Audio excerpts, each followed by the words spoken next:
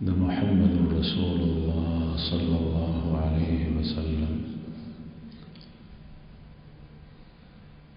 أفضل البشر سيد المرسلين خاتم النبيين ده سیرت سلسله کې بیانونه کېدل تېره جمعه دغه مېلمه په وجه باندې دغه بیان نو شوی نن بیا هماغه سلسله کې بیان کوو د بدر د واقعې نه پس اسارای بدر د بدر قیدیان د هغې تذکره کېده په دغه قیدیانو کې رسول الله صلی الله علیه وسلم زوم ابو العاص ابن الربیع رضی الله عنه دغه تذکره وه مخکې دی په حالت د کفر او د شرک و بیا وروسته مسلمان شو او چې کله مسلمان شو رسول الله صلی الله علیه وسلم دغه بچی دغه لور بی بی زینب بیا ورته ورک په نکاح کې او په نکاح جدید سره و په نکاح قدیم سره و زمونږ امام اعظم صاحب وایي چې نکاح جدید سره و نوی نکاح شوی و بیا او دلیل یې دا دی چې رسول الله صلی الله علیه وسلم چې کله د مدینه منورې کې نیولې شو تجارتي قافله کې تاسو ته په دې تیر بیان کې ویل شي نو رسول الله صلی الله علیه وسلم خپل لور بي ته فرمایل چې د تاسو غرانه شي مال متور کوي دیم پریدو خو چې تاسو غرانه شي دا دلیل و د دې خبرې چې دغه وخت کې حکم منسوخ شوی بهرحال پیغمبر علیه الصلاة والسلام به د ده په باره کې فرمایل صدقني وعدني ما سره وعده وکړه وعده یې سره ته ورسوله پوره کړه ما ته یې رښتیا ویلې او وعده دا وه چې زه مکې ته لاړ شم تا ته به لور راستوم رسول الله صلی الله علیه وسلم په دې شرط پرېښی د بدر په قیدیانو کې چې کله مکې ته لاړو حضرت زینب رضی الله عنها ډېر په درناوي او په عزت سره مدینې منورې ته راواستوله پیغمبر علیه الصلاة والسلام به د ده دا ښه نه هېرول او الله جل شانه بیا توفیق ورکړو نو د فتح مکې نه مخکې دی مسلمان شو مخکې د کفر او د شرک په تېرو کې وخت تېرول بیا ابو العاص ابن الربیع شو د صحابو په لیست کې شامل شو دغه قیدیانو د بدر کې د رسول الله صلی الله علیه وسلم تر حضرت عباس صاحب هم و عباس د رسول الله صلی الله علیه وسلم تر د پیغمبر علیه الصلاة والسلام نه 2 کاله مشر 2 کاله وې تر 2 کاله د مشر الله جل جلاله قد وکړ صحت او بدن د پهلوانانو ورکړی و درون حضرت عباس صاحب او کتابونه لیکي چې دی په مکه مکرمه کې مسلمان شوی و خو اسلام یې ظاهرولو نه تاسو ته دا مخکې تېر شوي چې دی غلام هغه ویلي و چې عباس صاحب مسلمان و خو اسلام یې پټولو او داسې پټولو چې د کفارو سره په ظاهر مرسته کوله نو دی په بدر کې هم د کافرو سره تللی و هغې په تپه کې ځکه چې ټولې د خاندان خلک او د هجرت نو کړی مکې مکرمې نه مدینې منورې ته نو دی د خپل قام سره په دغه جنګ کې ولاړو نو ځکه قیدي شوی او بیا د رسول الله صلی الله علیه وسلم قید ته راغلی پیغمبر علیه الصلاة والسلام چې کله دی قیدیو او یو کسانو کې یو دیو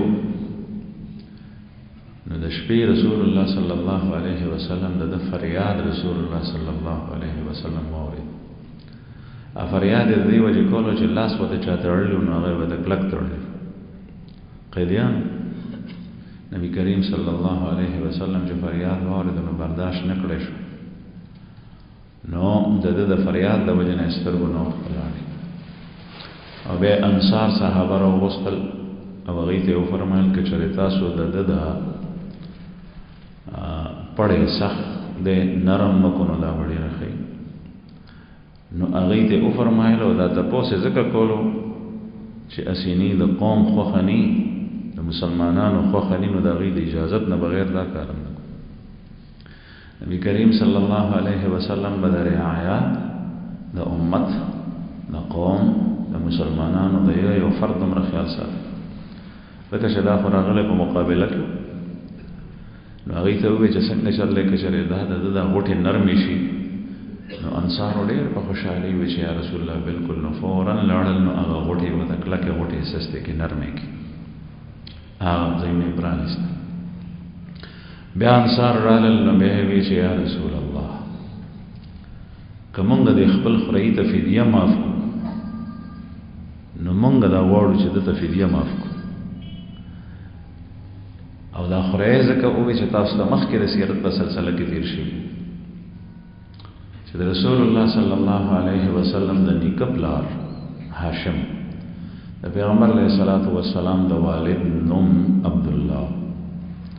او د عبدالله د پلار نوم عبدالمطلب چې د پیغمبر علیه السلام نیکو او د عبدالمطلب د پلار نوم هاشم او دا په ابتدا کې تیر شوي دا هر څه هاشم صاحب تجارتي سلسله کې شام ته تللی او دی به تلل راتلل نو په مدینه به تېرېدل ځکه چې مدینه منوره هم د مکې نه په طرف د شمال له داسې او شام هم په طرف د شمال راځي نو د مکې خلق چې به قافلې تلې نو په دې علاقه به تلېدي نو مدینې سره خواوشا کې به تېرېدې نو هاشم صاحب چې دلته تېره شوی یو ځل نو د دې ځای یوې بیبي سره یې نکاح کړی و د بنو نجار بیبي و د غټ خاندان او اعلی خاندان سره تعلق و د هغې خپل شرایط هغه شرایطو باندې نور څوک نه پوره کېدل نو دا هاشم صاحب په هغې پوره شوی او د رسول الله صلی الله علیه وسلم نور هغه به په نیکونو کې د هغې د تندو نه معلومېدو نو هغه زنانه د هاشم صاحب سره نکاح کړې وه او د هغې نه بیا چې کوم بچی پیدا شوی نو د هغه نوم شیبة الحمد او دغه بچی د رسول الله صلی الله علیه وسلم نیکه دی عبدالمطلب او دا تذکره ټوله تاسو ته شوي نو په دې لحاظ سره د مدینې منورې خلکو دی عباس صاحب ته خورۍ وي چې دا زمونږ خورۍ دی نو د دې خورۍ فدیه به مونږ ورکړو نو یا رسول الله دا د نه مونږ فدیه نه اخلو دی به مونږ دغسې آزاد کړو د فدیه به مونږ ورکړو زمونږ خورۍ دی عرب به په خپلو تربورانو ترونو باندې ولاړو د جاهلیت په زمانه کې که به حق وه او که به ناحق وه که جایز به و که ناجایز به وه او په خپلو خورایونو به هم ولاړو مثلا د هغې مور چې د کوم قوم زنانه به وه د کوم قوم نه به راواده شوي وه نو هغه قوم والا به د دې زنانه په اولاد باندې ولاړو دی ته به یې خورایونه وي نو د ماماګان به هم ولاړو نو په دغه سلسله کې هغې وویل چې یا رسول الله مونږ د عباس صاحب فدیه ورکوو نبی کریم صلی الله علیه وسلم ورته فرمایل چې یو درهم به ورته نه پرېږدئ لا تذروا درهما یو درهم به ورته نه پرېږدئ یو طرف ته هغه شفقت او مهرباني چې کله هغه فریاد کول نو وایي چې که د ده د غوټې سختې غوټې نرمې کړی شي هغه رحم زړه بل طرف ته حکم دی د نورو قیدیانو نه صاحب مال نه فدیه اخیستی شي نو د ده نه به فدیه اخلی ځکه چې مال ورکول دا جسمانی تکلیف نه دی مال باندې دی مال سړی ورکولی شي وی چې نه د ده نه به یو پیسه هم نه اخلي او د ټولو نه زیاته فدیه رسول الله صلی الله علیه وسلم هغه په چا باندې مقرر کړه په حضرت عباس صاحب باندې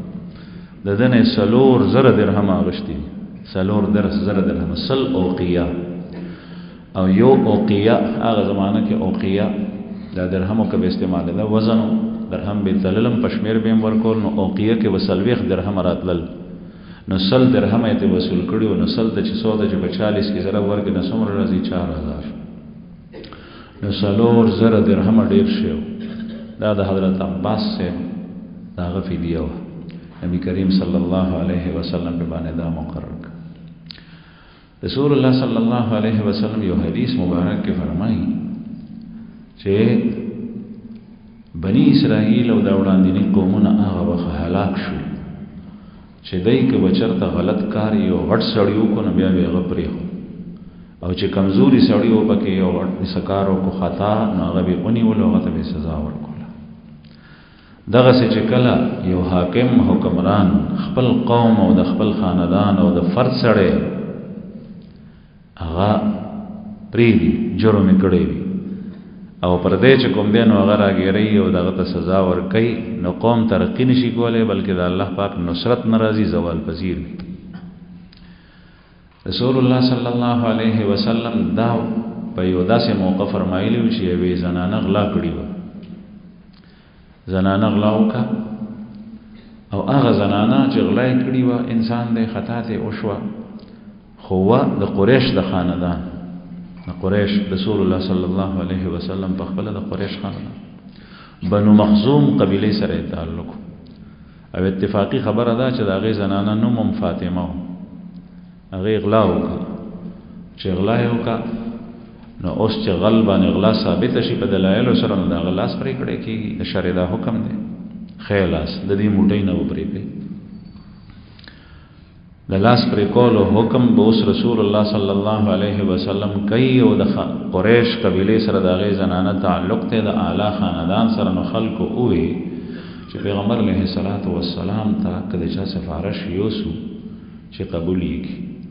نو دی وی چې پیغمبر علیه الصلاة والسلام خو په دې سلسله کې د چا سفارش نه قبلوي ځکه چې اوس به د الله حکم جاری کړي. ټیک ته د قریش خاندان نه د حکم قبلوي. بعضی خلکو په دې کې سوچ کولو نر او ښځو د رسول الله صلی الله علیه وسلم یو محبوب صحابي دی دا غزویم محبوب دی حضرت زید ابن حارثه دا انتهایی محبوب و تذکره تاسو ته شي دته به حب رسول الله وی د رسول الله صلی الله علیه وسلم محبوب یعنی حب مینه دوی سراسر مینا او د زوی اسامه ابن زید نو اسامه ابن زید دا بیا دائم د رسول الله صلی الله علیه وسلم خو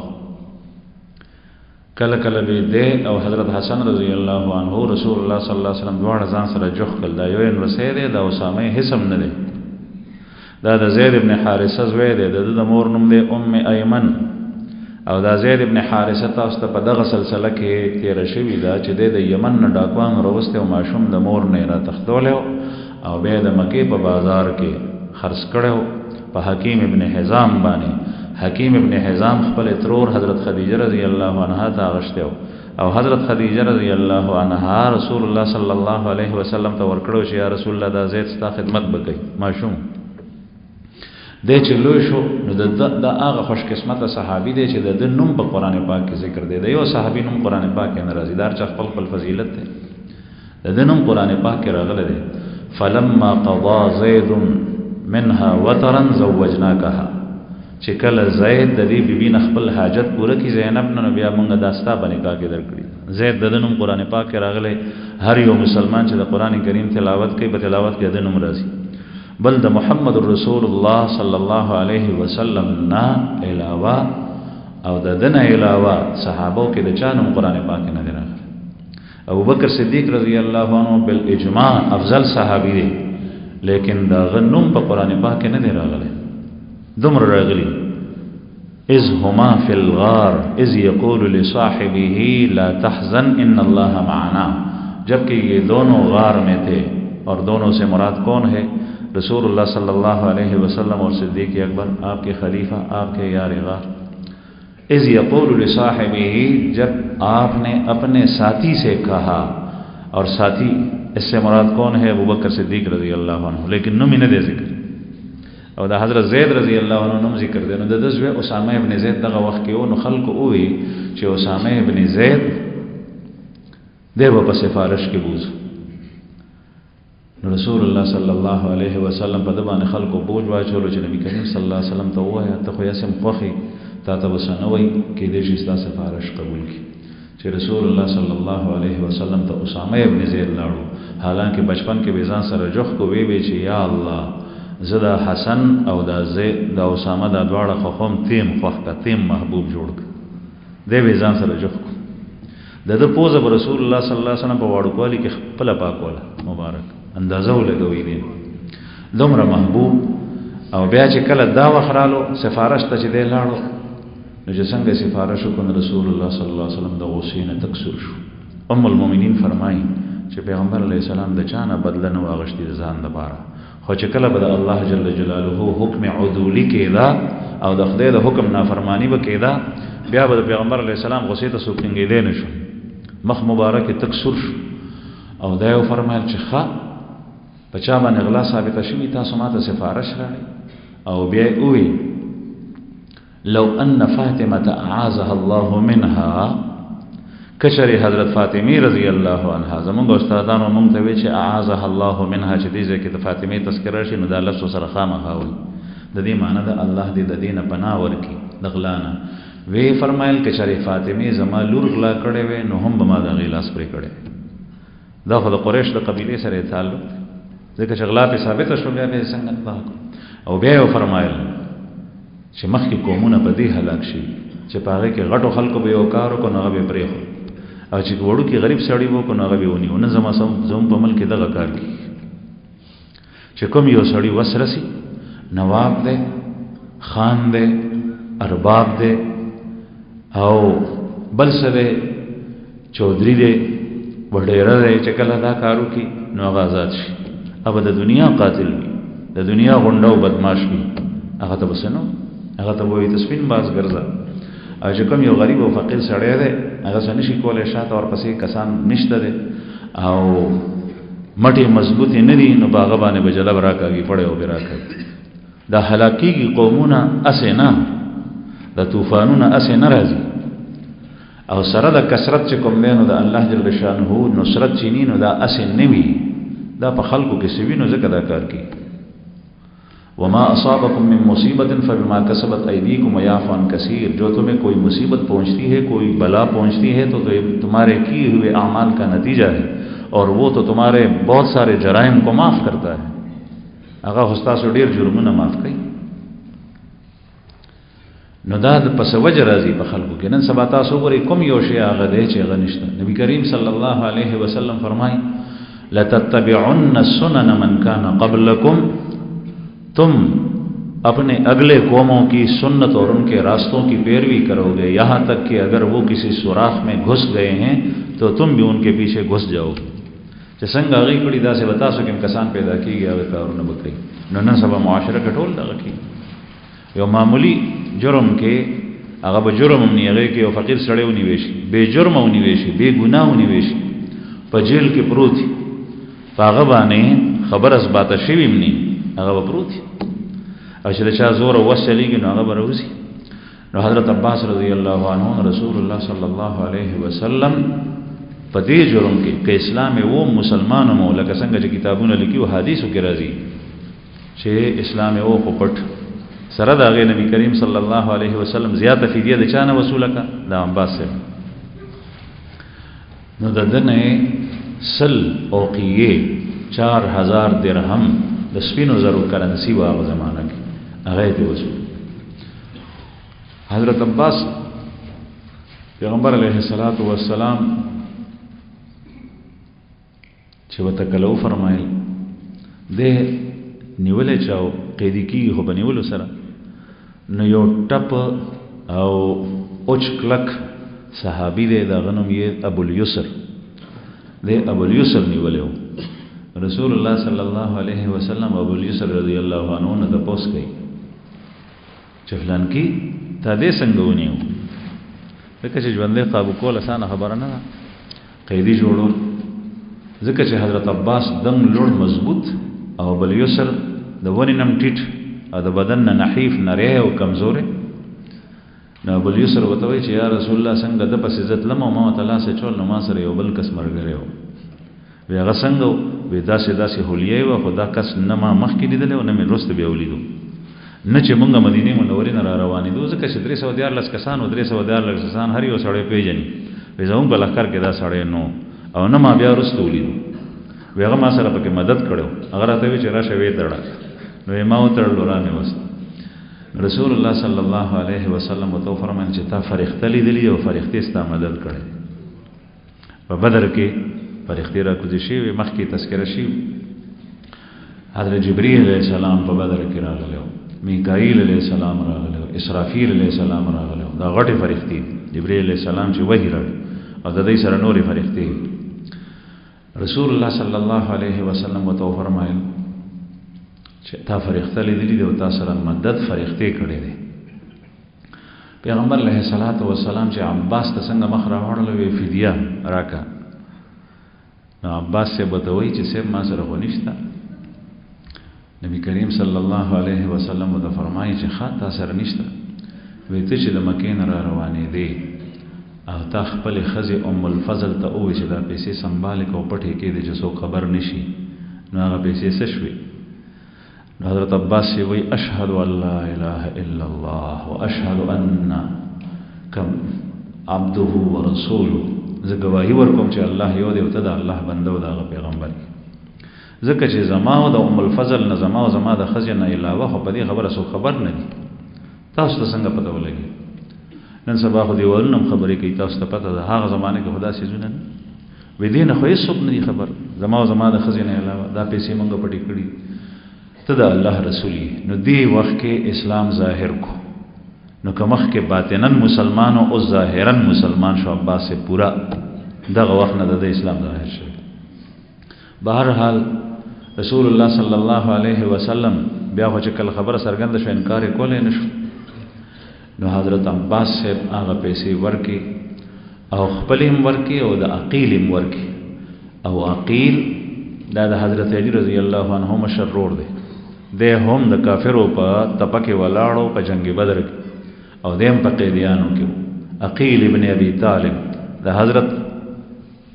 علی رضی الله عنه نه د شل کاله مشر دی او د حضرت علی رضی الله عنه ورور دی. دا غفیدیه مرک او دا غفیدیه رسول الله صلی الله علیه وسلم اتیا اوقیه دا عباس فدیه سل اوقیه وا او دا غفیدیه اتیا اوقیه 80 ته 40 کې زر ورکې نو دومره درهم حاصل ضرب نه چې راځي دا درهم د عقیل. نو د ټولو نه زیاته فدیه د عباس او بیا ورپسې د عقیل و. او دا دواړه فدیه رسول الله صلی الله علیه وسلم د تر عقیل د عباس سے ورکړي. نبی کریم صلی الله علیه وسلم په دې قیدیانو کې د کافرو چې کوم کسان نیولیو نو باغې کې یو نوفل ابن حارث دا نوفل ابن حارث د جاهلیت په زمانه کې د عباس سے ملګری و، یار او دوست. دا نوفل ابن حارث نبی کریم صلی الله علیه وسلم تو فرمایل چې فدیه نوفل ودوي چې ما سره خو نشته او اعلان پته و چې پیغمبر علیه الصلاۃ والسلام چې چا سره فدیه نه هغه دغه سپری دي او چې چا سره فدیه نه کسې زدای لیکل نو لیکل اوخی نو بیا دغه نه پس پری دي کدایم نيزدا نو بیا دغه سپری دي او احسان په باندې. نو د نوفل دا خیال لکه څنګه چې عباس وینو دغه سره د نوفل هم دا خیال چې ما هم پری دي. نو نوفل ابن حارث وتوي چې ما سره حسین نشتا. رسول الله صلی الله علیه وسلم وتو فرمایل چې تا په جده کې کومه نیزه او شلونه هغه اخیری یو زر نیزه وې د سره دا هغه زمانه خواص لوا لکه نن سبا چې ټوپک والے خو نو هغه زمانه کې نیزه شل موږ د شل وای او نیزه د عربی کې رمح وای، په اردو کې نیزه،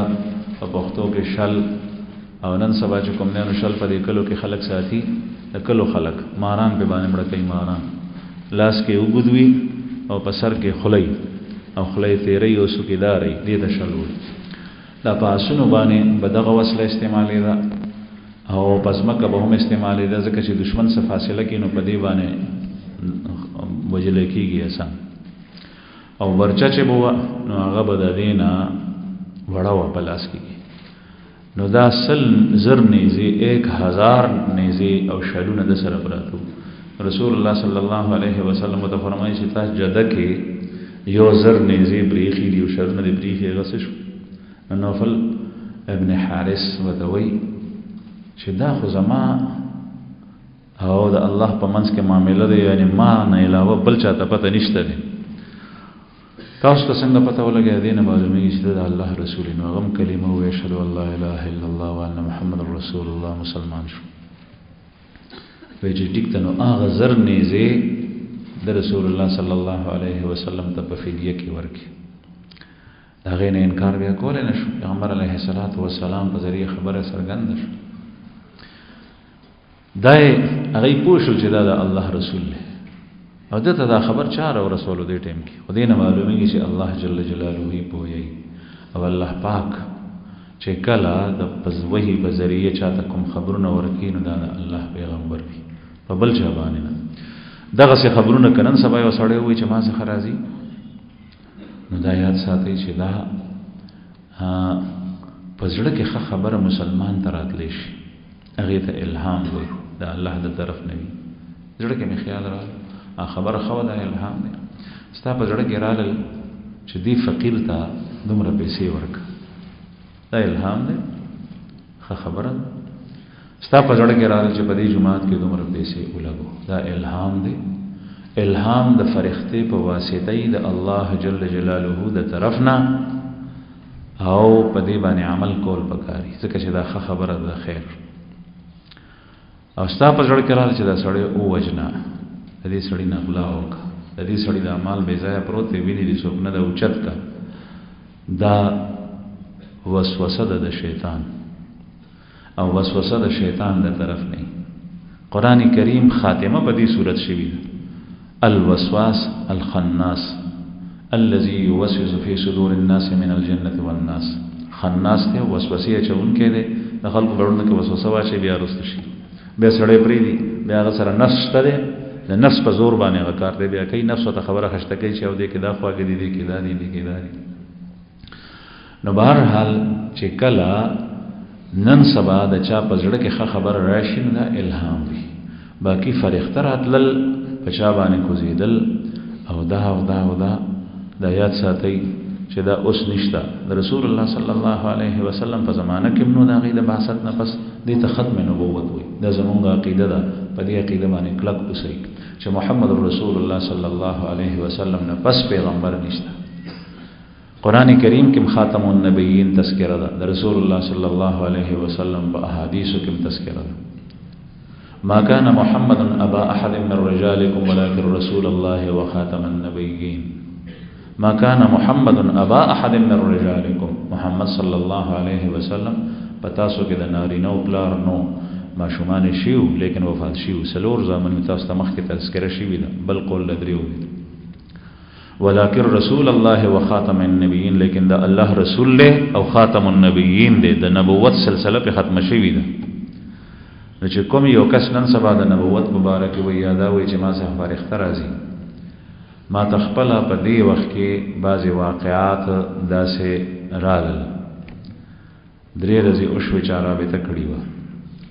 بعضی زنانو په ذریعہ چې وسه فارغ راځي نو مخکې یو دوه کیسونه شیو یو دا دریم کیس شو نو ما وته وی چې دا خبره خو فل حل خیری لیکن دینه پس خیال ساتي چې اسنی دا خطا نشي نن سبا شیطان د فرښتې په شکل سیر کې راشي او د صحابي او صحابیه په شکل او سیر کې راشي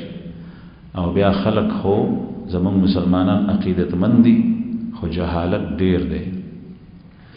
عقیدتمندي لیکن جهالت ډیر زیات دی د جهالت د وجه نه په گمراهي او ضلالت کې مبتلا شي فورا د چا سره رابطه کوي فورا چې دا څه واقع وي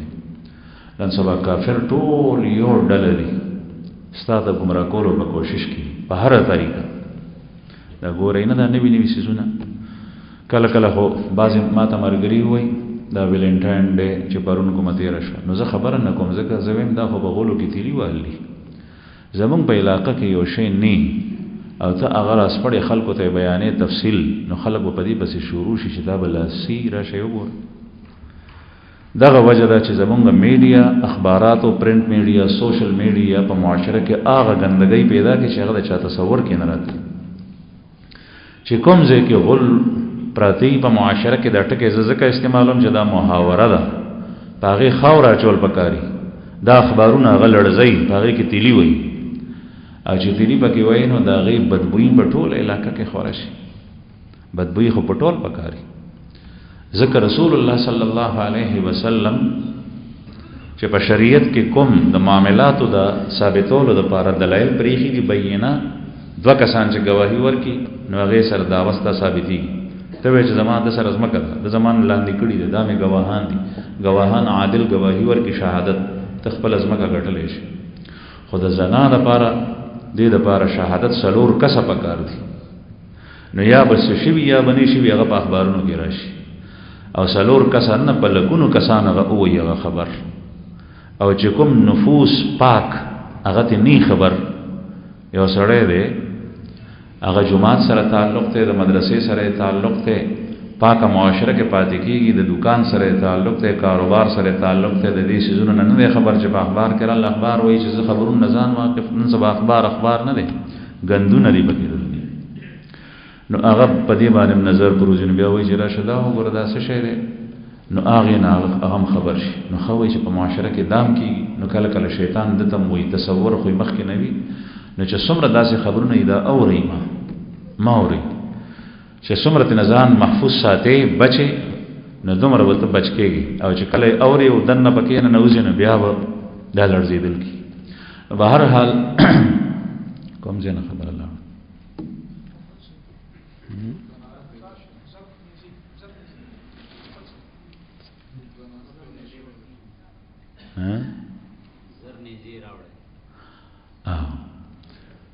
نوفل ابن حارث رسول الله صلی الله علیه وسلم ته د زر نزود ورکول واده وکړو هغه پریخو دا په دې موقع باندې چې غنیا غسات راړي دا کول بیا رستو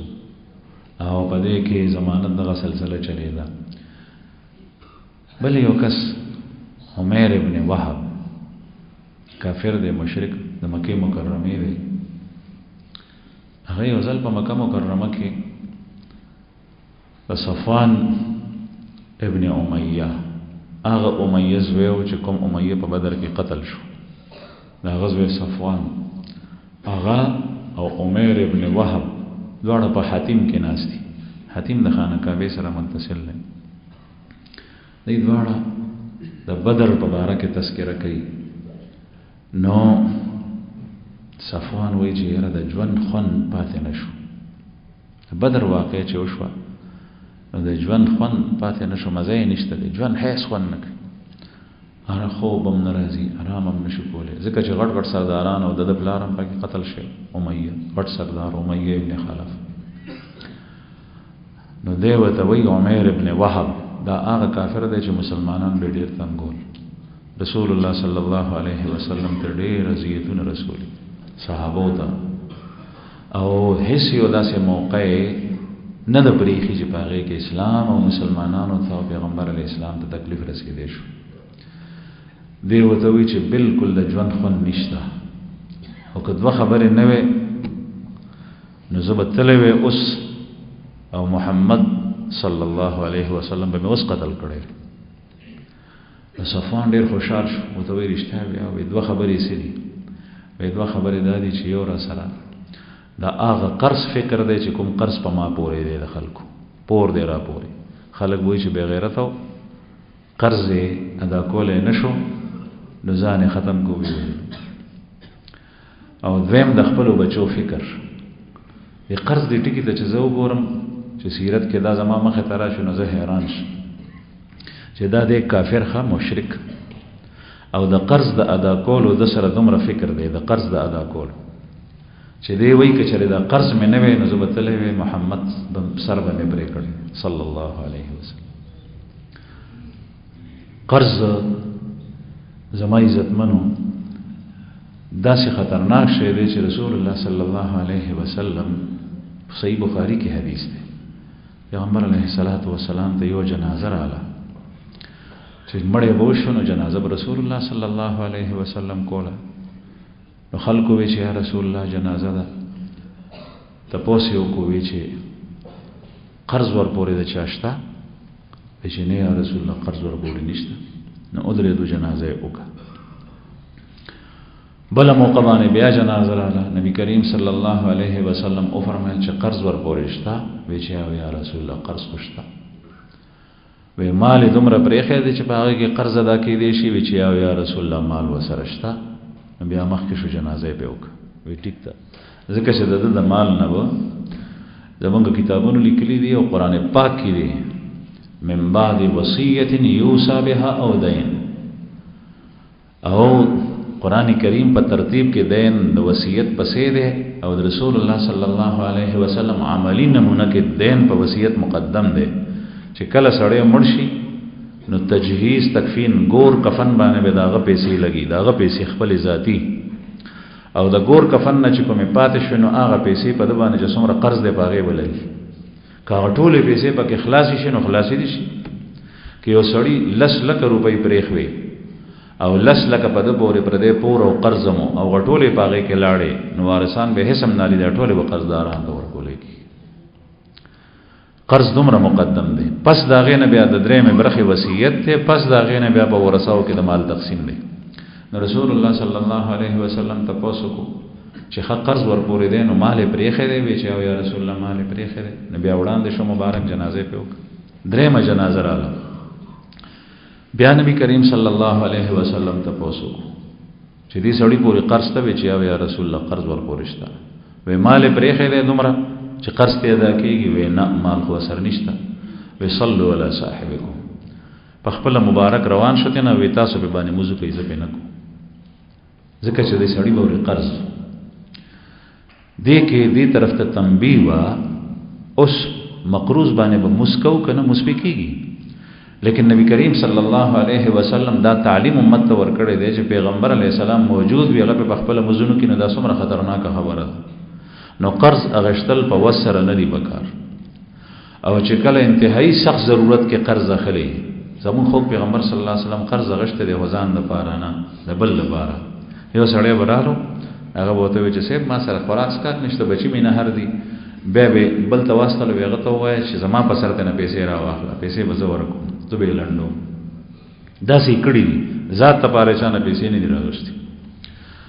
نو کوم سړی چې قرض اخلي بعضې خلک داسې وي چې هغه یې مختی د ده نه 15,000 روپۍ اخېستي د ده نه 10,000 اخېستي د هغه نه 50,000 اخېستي د بل نه 1,00,000 روپۍ اخېستي او بیا په زړه کې قطعا د ادا کولو اراده نه خوند یې اخېستی خوند د دغسې سړي سره الله جل شانه په ادایګي د قرض کې بیا نصرت هم نه کوي قرض نه ادا کوي بعضې سړی وي چې قرضونه دې راباندې ډېر نه ادا کوي چې کله ته قرض اخلې نو لومبۍ ګوره چې سخت ضرورت دی دی ځکه چې ستا غربت چاته پته نشته نو سوال چا نه مه کوه سخت ضرورت دی نه راواخله بیا چې کله راخلې نو هغه ساعت نیت وکړه چې یا الله دا قرض به زه ورکوم او ته ماته د اسانۍ صورتونه پیدا کړي چې دا قرض زر تر زره خلاص کړه دوه بیا دریم دا کوه چې کله تا سره پیسې راځي نو انتهایی لږې ځان ته پرېږده خرچه چې ته او ستا بچي پې ګزاره کولی شي دا ډېره زیاته برخه هغه یو ځای کې اچوي یو طرف ته د هغې کس دپاره چې د چا قرض تا پورې دی او چې یو مخصوص برخه جمع شي نو هغه ته یې ورکړه چې ها دا ضرور رسي دلته کې داسې نه کېږي په لکونو روپۍ به ورسره قرض به نه ورکوي ولې ځکه چې زما دکانداري زما کاروبار دې ځای کې داسې کیسې راغلي چې خپله یې د کروڑونو ته رسېدلی کاروبار دی لیکن قرض نه ورکوي ولې د هغې نه چې شو کوم نو زما کاروبار پې باندې ټپ کېږي کمزوري کېږي ته به په قبر کې ځان څنګه خلاصې ته به په حشر کې ځان څنګه خلاصې که چېرې ستا دا اراده چې مسلمان نه ته قرض اخلې او خورې او غبن کې او بیا چې کوم دی نو د ادا کولو اراده نه کې ته به هلته د الله جل شانو په وړاندې ځان څنګه خلاصې د هغه ځای یاد کړه دا کاروبار دا هیڅ هم نه دی کاروبار کې به خدای پاک بیا ترقي درکړي کاروبار پکې د ټول لاړ شي خو چې قرض ځان ته خلاص کړي ځکه چې رسول الله صلی الله علیه وسلم په جنازه نه ده کړې نو عرض مې دا کولو چې دا عمیر ابن وهب وی صفوان ته چې ارمان دی دا قرض را پور نه وي او د بچو فکر نه وي نو اوس به تللی وي دا عمل به مې کړی نو صفوان ورته وایي قرض دې زما زما دا قرض به دې زه ادا کړم او د بچو فکر چې ونه کړي د هغوی به زه تر خصمانه کوم ای ته به خرچه استوم او ته که دا کار وکړې نو دا ډېر دی نو هغه فورا تیار شو وی ښه چې دا دواړه خبرې ته کې نو فورا تیار شو نو صفوان ابن امیه کور ته لاړو او توره نیزه یې ورته ورکړه او په زهرو کې اوبه ورکړي د زهرو اوبه زهر اوبه چې به یې ورکړي پخوا وسلې ته نه چې په هغې باندې به نری زخم په چا رالو نو هغه به د هغې نه بچ کېدی نه شو زهر به بدن کې خواره شو په جنګونو به به نیزې ته تورې ته برچې ته دې ته به یې زهر اوبه ورکولې لکه نن سبا لوار کاکا لور ته د لونو په موسم کې اوبه ورکړي نو غلور خلب یا اوړي نه لو سره نو دغه سي د نيزي د برچې د توري خلب نه وړي دا خو کله چې به زهر ورکل نو دغه مطلب بداو چې چا سره ولګي سوکې نو فورن مري نو د تور واغشته دا وسله واغشته او سور شو بسور لای باندې مدینه منوره ته ورسید هغه خپل سورلی اسیا اوخ د مسجد نبوي سره بهر وتړلو حضرت عمر رضی الله عنه جمعات کې دنه چې ډیر دنه کېدو نظر په پریوت شوی قتل نو دسترګو نه اندازه ولګول چې دغه چا پسې راغله حدیث مبارک کې راځي اتقوا فراست المؤمن مومن کی فراست سے بچو د مومن د فراست نظام ساتي فانه ينظر بنور الله اس لیے کہ یہ اللہ کے نور سے دیکھتا ہے فراست د مومن دا دی چې د نخونه آثارونو د مخ نه پته لګي او دا پته دی د کسب نی کړي ساحر او جادوګر نی او نظر بندي وسره نی الله جل شانو د پزړ کې واچي چې د دې سړی د نظر کې دایره دي دې آثارونو پته لګي او دا فراست الله جل جلاله مومن ته ورکي حضرت عثمان ابن عفان رضی الله عنه خلیفہ ثالث یو ځل مجلس کې ناشته خلق ناشته رستو شاته او کسرالو نو حضرت عثمان رضی الله عنه فرمایل دا غي سړی براتلو سره وی بعضی خلک راشي مجلس کې کینی او دا غي سترګو زنا کړي دا غي سترګو زنا کړي د فورن کس پاسې دوته وی چې امیر المؤمنین توبه واسم بیا باندې هغه په لار راغله نو پردی زنانه ته کتلی نن سبا پدې کې کوم یو سړی داسې دی چې هغه په لار باندې راشي هغه خالي او هغه سړی بچ کې دی چې هغه نه ګوري قصدن عمدن بچ کېدل آسان دي الله جل جلاله د انسان سره مدد کوي چې کوم سړی نه ګوري کته ګوري خپل لارې سره کار بیا خو دې خو نه ګوري نو الله پاک بچ کوي او که غیر اختیاري نظر پرې وته فور نه واړو استغفار وي نو بیا به ګناه نشته نبی کریم صلی الله علیه وسلم علی سے پوي وته یو فرمایل چې نظر دی غیر اتفاقی طور سره پروزي پدې نه ول نشته خو چې بیا دې په نظر لګولې کته کینا او بیا دوباره ګوري نو پدې نه ول نو بهر حال دا د حضرت عثمان ابن عفان ذو النورین فراستو دغه ډېر واقعات د صحابه نو رسول الله صلی الله علیه وسلم څخه چې ډېر دنه کېدو جمعه ته نو حضرت عمر رضی الله عنه په نظر پرې وته نو توره وسره توره نه اونیو چې کومه په غاړه کې ځوړن کړه حمایل وته وی چرته په کومه را روانه ده الله دشمن حال وای نو نبی کریم صلی الله علیه وسلم ولیدو پیغمبر علیه الصلاۃ والسلام څخه بوتلو چې یا رسول الله دا دشمن خو په غلطه اراده راغلی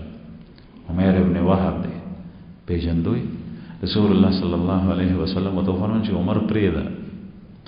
زمونږ خو پیغمبر صلی الله علیه وسلم زړور ډیر زیات پیغمبرو زړور الله جل شانو شجاعت هم ورکړو سره د وسلې بسړې رالو حضرت عمر رضی الله عنه چې مسلمان یدو تاسو واقع ته رشي ده حضرت حمزه رضی الله عنه نور خلکو ایثار کو پته وی چې پرې دی چې په کومه اراده راغله پرې دی نبی کریم صلی الله علیه وسلم عمر سے کوي چې پرې هو مخامخ ولاړ دی پیغمبر علیه الصلاۃ والسلام ته فرمایي د دې عمر ابن وهب زویو چې دا غنوم وهب ابن عمر هغه هم په قیدیانو کې په دې یا کسانو کې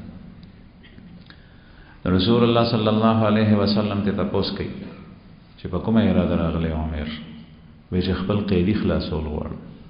حالانکه دا اراده نه و مکه نشه روانه دو رسول الله صلی الله علیه وسلم د قتل په اراده روانه وی چې رښتیا حال وایا وی رښتیا ویم چې خپل قیدی خلاصوم وی ښا ته چې په حتیم کې ناس وی او صفوان ابن امیہ سره د خبرې کولې او تاوی کدا دوه خبرې نه وي قرض راپور نه وي د بچو غم نه وي نو ما بداسي کړی نو هغه سو نو فورن هغه کلمه وي اشهد ان لا اله الا الله وان محمد رسول الله عمر دا هغه کس چې خلکو ته مسلمانانو ته ډېر تکلیفونه رسیدلي مسلمان شو نبی کریم صلی الله علیه وسلم صحابه ته فرمایي چې د خپل روړ ته دین اوخی غټه خبرې وته اوخی یا دشمن یا رسول الله صلی الله علیه وسلم سره سلوک کوي روړ کله کله زموږ په دې علاقه کې وسړی مسلمانی دا فخر په تور سره نه اسه خبر در کوم تاسو ته زما په لاس تقریبا 30 کسان مسلمانان شي الحمدلله په دغه کې مومن مسجد کې بیا په ولی آباد کې څه کسان مومن مسجد کې ډېر راتل نو بعضی کسان به داسې رالل چې هغه به د دې ځای نه د اډې نه او د دې ګلبهار نه بتلو وې زه مسلمانېږم هغه به چا مسلمانولو نه هلته به چا راورسولو نو ما به فوراً به ورته کېناستم ما چې دا ولې زه په دې کیسه پوه نه شم چې دا ولې څوک نه مسلمانېږي حالانکه رسول الله صلی الله علیه وسلم به څومره د چا اسلام په اسلام راوړو خوشحالېدو خبیتا ته دغه د مستقبل ته پاغه باندې ونیولې او ګرم نه چې دی و بیا رستو سکی او که یو سړی یریږي چې ماته حکومت سونه وای نو چې یو سړی په خپل اسلام راوړي هغه عاقل له بالغ دی ماشوم نه دی لیونه نه دی هغه مسلمانېږي هر یو کس آزاد دا خنن سبا د ټولې دنیا انټرنیشنل بین الاقوامي قانون جوړ شوی دی چې هر یو کس د خپل ذات په اړه کې آزاد دی نو د دمتوب او بربنوالي د لپاره آزاد دی او چې اسلام قبلې دی د لپاره آزاد نه دی دا کسان الحمدلله مسلمانان شي نو عمر ابن وهب د دې نمخ کې دشمن د مسلمانانو رسول الله صلی الله علیه وسلم بیا ټکه دا غبره کې استعمال شي د روړ ته دین اوخی ناغه ته غټ مسائل اوخل او بیا چې دی واپس کېږي نو رسول الله صلی الله علیه وسلم ته وایي چې یا رسول الله ما په خپل ژوند کې تاسو ته ډېر تکلیفونه درکړي مسلمانانو ته مې ډېر اذیتونه ورکړي زما اوس ما ته اجازه راکا زما کې تزم او زه به دعوت چلوم د اسلام خلق ته د اسلام دعوت ورکوم چې مسلمانان شي او چې څنګه مې مسلمانان تنګ کړي داسې چې کوم کافر او مشرک اسلام نه قبلې هغه به تنګو رسول الله صلی الله علیه وسلم ته فرمایل ټیک ده دی روان شو د مدینه او د مکه مکرمه ترمنځ خدا ته ورځ لار ده